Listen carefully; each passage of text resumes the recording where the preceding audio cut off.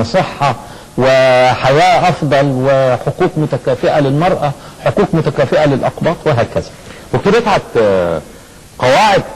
القواعد اللي حددت مواصفات المرشح لرئاسة الجمهورية في الانتخابات السابقة 2005 صدرت تقريبا في شهر مايو، والانتخابات جرت في نوفمبر، ومع ذلك الأحزاب اشتكت انه مفيش وقت وتم الموضوع بسرعة.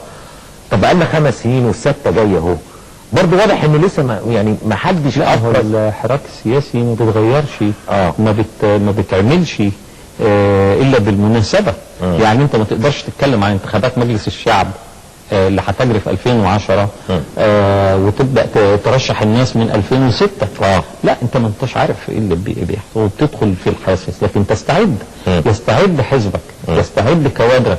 وانا دايما اقول للناس الانتخابات كانت اول امس، يعني لازم من قبل الانتخابات بكتير تكونوا موجودين مع الناس فيما افرحهم، في عزاهم، فيما اهويهم، في مشاكلهم اليومية، خبزا واضرابا واعتصاما ووقوفا، بحيث ان الناس تقتنع اننا فعلا معاها، مش نتباكى عليها.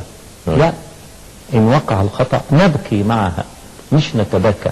احنا عندنا مشكلة كبيرة في النظام الحزبي في مصر، يعني بغض النظر عن المطالبة بتعديل الدستور وتعديل القوانين، الاحزاب القائمة اكتر من 20 حزب في مصر، وبصراحة ما فيش احساس. يعني سمعنا الناس اللي اتكلمت في التقرير اللي فات، ولو نزلت الشارع برضه هتلاقي الناس مشغولة ربما بامور اخرى. اكيد في ناس مهتمة بنشاط الاحزاب، ولكن دايما عددهم قليل. كمان في الخلفية ان التجربة الحزبية نشأت من قلب نظام الحكم نفسه، يعني التجمع الناصري، الوفد بحكم قضائي، بعدها العمل وهكذا. يعني الانطباع السائد عند الناس دي ان الاحزاب جزء من النظام اللي بيحكم، مش لمنافسته او للسعي حقيقي لتداول السلطه. بتحل ده ازاي؟ الاحزاب جزء من النظام لكنها ليست جزءا من الحكم.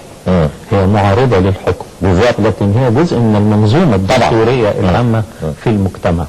وانا ما بحبش اقارن الاحزاب بعضها ببعض، لكن احنا عايزين كده من الاول وجديد. انا لست راضيا عن اداء حزب التجمع، وان كنت اعتقد اننا نسعى جادين بالذات هذه الايام في ان نتحول الى حزب جماهيري قادر على ان يحرك الساكن في المجتمع.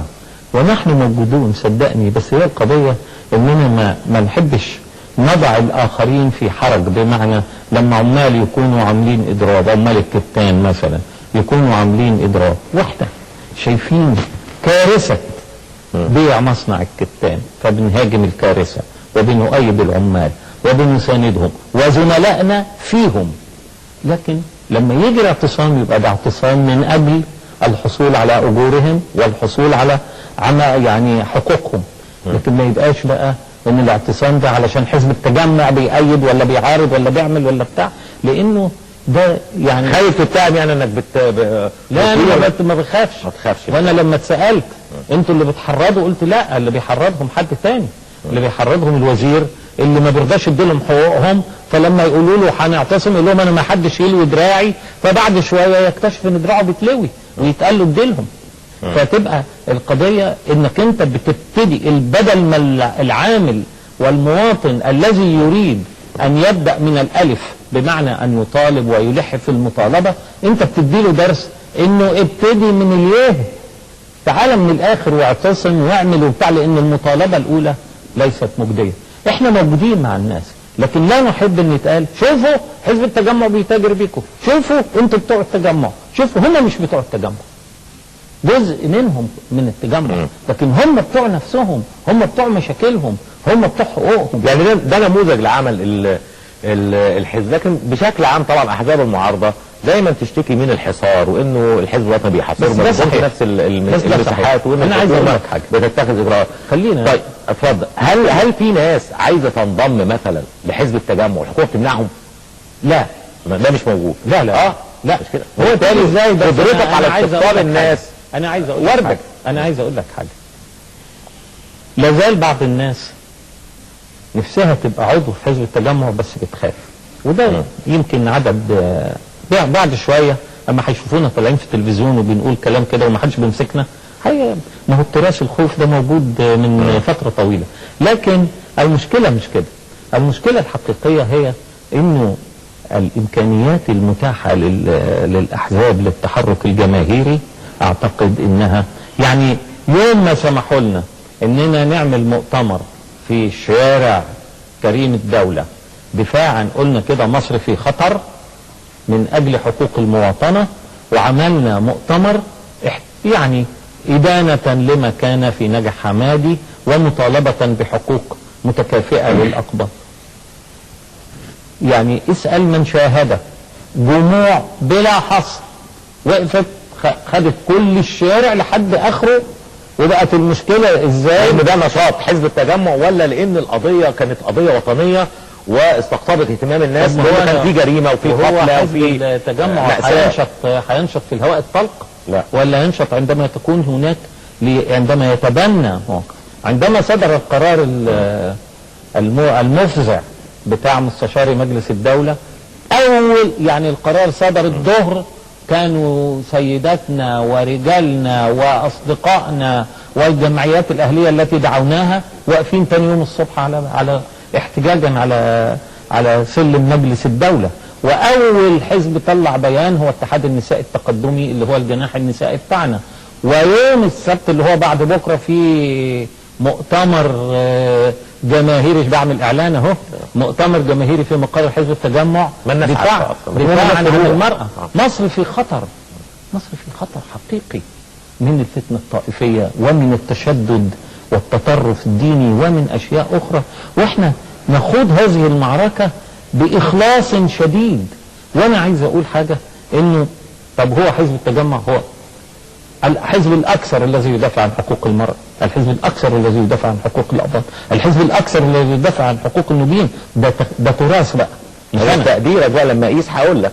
لا، هتقيس وتكتشف، واخد بالك. طب انا حاسس ان انت وحشك الناس اللي كانت بتتكلم شويه دلوقتي. هاتهم يا وانت فاهم ان انا بخاف. هاتهم. انا لا، ما هو انتوا حزب الاتحاد بالناس والشارع وماله نشوف الناس اللي في الشارع قالوا هياخد الايزو. شوف الناس بقى. قول.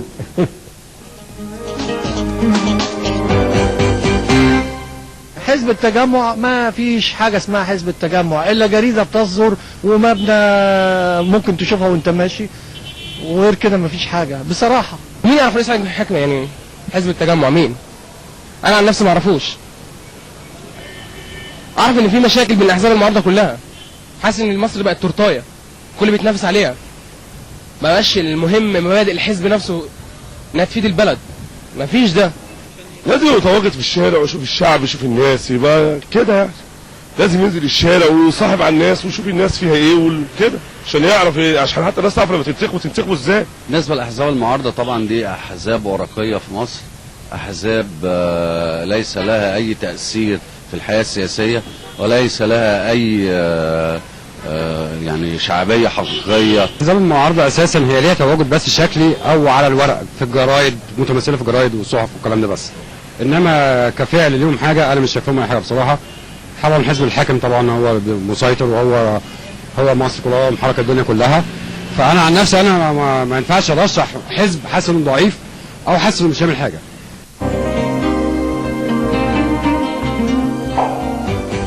عندي ملحوظه انه معايا دكتور رفعت، يعني شكل مشاركه الشباب في النشاط السياسي شويه اتغير مع التقنيات الحديثه، يعني وخصوصا الانترنت والفيسبوك وهكذا. مش عايز نعلق على دول؟ ما هو سؤال انك علق على دول، وهل دول جيل جديد بقى، لانه معظمهم زي ما شفت كده من الشباب يعني جيل جديد بقى بيستخدم تقنيات الاحزاب مش قادره تتوافق معاها يعني، ولا ايه؟ لا، انا اولا تعقيبا على ذلك، العينات يجب ان تكون عشوائيه، وانا ما اعتقدش ان دي عينه عشوائيه. أرادت يعني